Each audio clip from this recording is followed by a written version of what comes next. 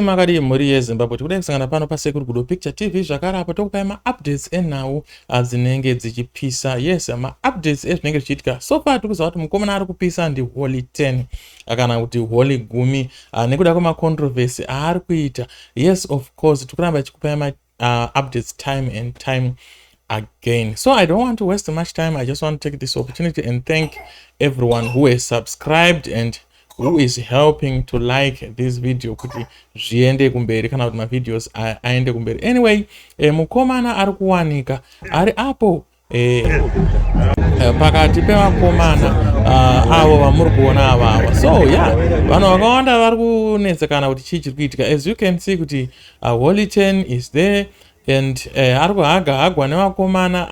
Atichaziva kuti madrama atiri kuitirwa. What is going on actually? What is cooking in Harare? What is going on?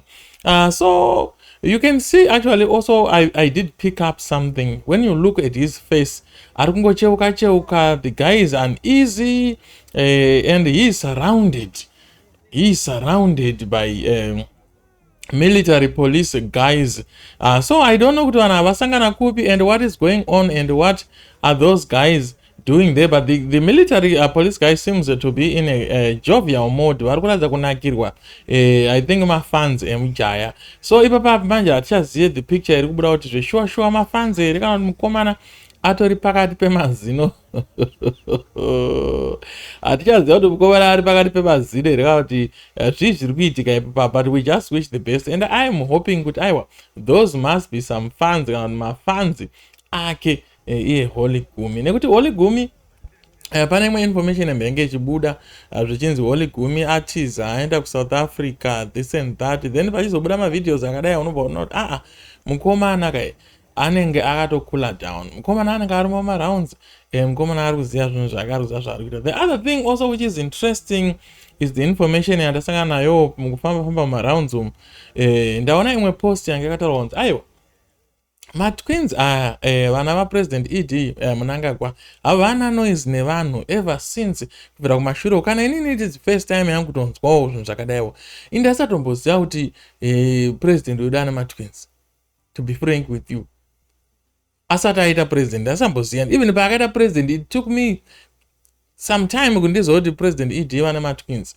So those guys are some of the peaceful guys just like their father. Havana noise, havana ruja. Ukangoona the Mnangagwa twins unobva wangoona kuti aiwa mudhara wacho zvakangofanana, isame clan, havana noise nevanhu. Saka ana apa pakazoita noise naHoly 10 apa ndo pano pari kutokatyamadza vanhu vakawanda kuti chii chiri kuitika. Saka zviri kuzosara zvaakuita kuti Holy 10 asare achipiwa mhosva kunzi iwo Holy 10 ndiwe usiri kuzvibata, ndiwe usiri kuziva zvauri kuda. After all waitirwa magunans ese, waitirwa maniceness ese and everything.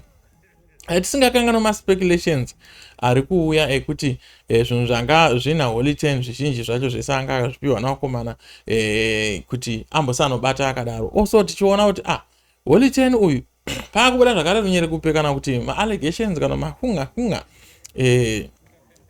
ekuti panenge paine chekuita nekuti bhebhi rake range richikonzeresa mumastreets.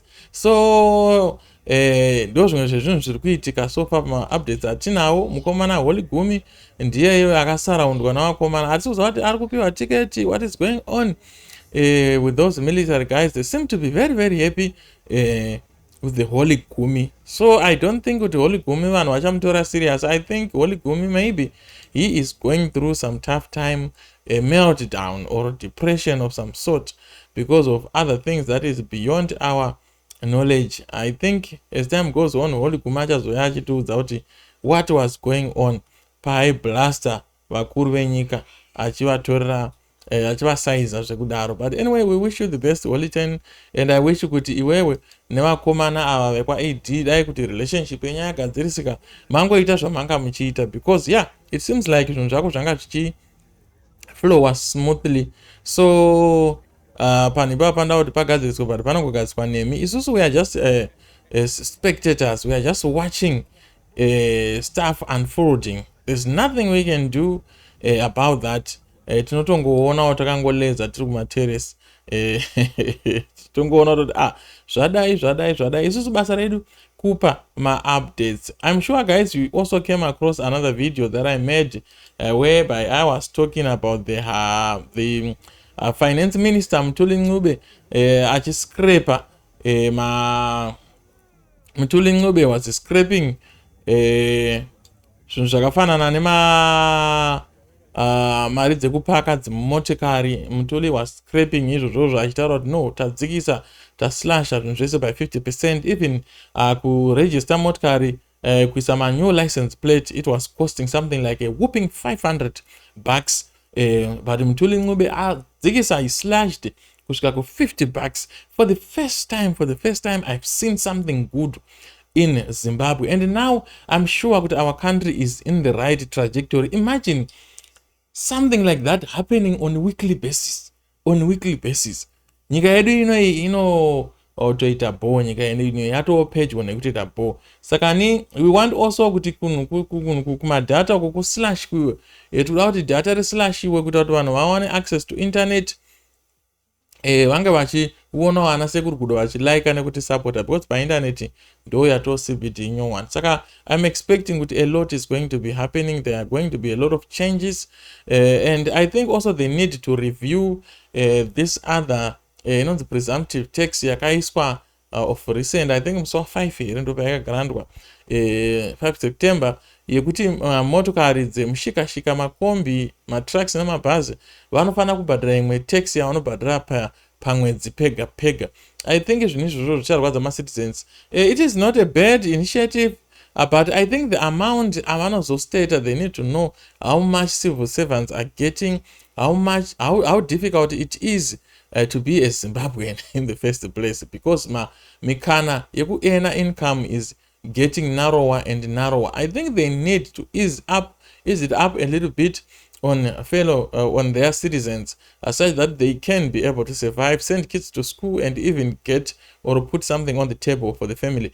But so far, I'm really happy about the new development from 500 rakumana to $50. Even minister watoti handikwanise kutaura price inoita manumber plates, because ndiri kutonyara kana kuti tiri kunyara baba. Saka nezvikuru kuti manumber plates apa $50 and below. When you look at nyika dzakafanana na South Africa, you can see kuti manumber plates kumaisisa is something like 150 rand. Zvinoreva kuti cost yekugadzira maplates aya is way below $5. Saka tikutoti 50 iyoyo futi yakatowandisa. Otherwise we might see another adjustment coming up or coming soon panyaya dzemaprice. I wish kuti dai kunhu kwakawanda kwaitwa ma-adjustments, even kuma-passport. I would be so happy kuti ma-passport edu aslashiwe, because we are going to find out kuti Zimbabwe is the country that has the most expensive passport. South Africa is very cheap, Mozambique is very cheap, Botswana, Namibia is very cheap.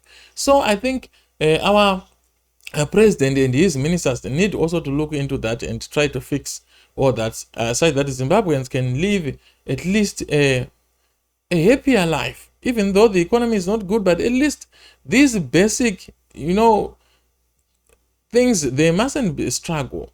There mustn't be a struggle to get like a document, like a passport, you know what I'm saying, like a license, something like that. I think the government needs to ease up a little bit. I think by easing up, they can invite more people to start to trust in the economy and in the government structures, even the banking system.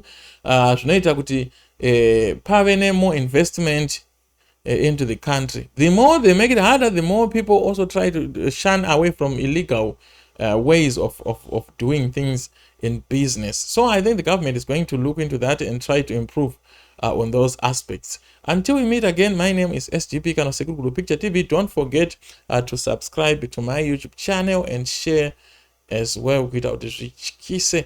To 100k subscribers by the end of this year. Salute.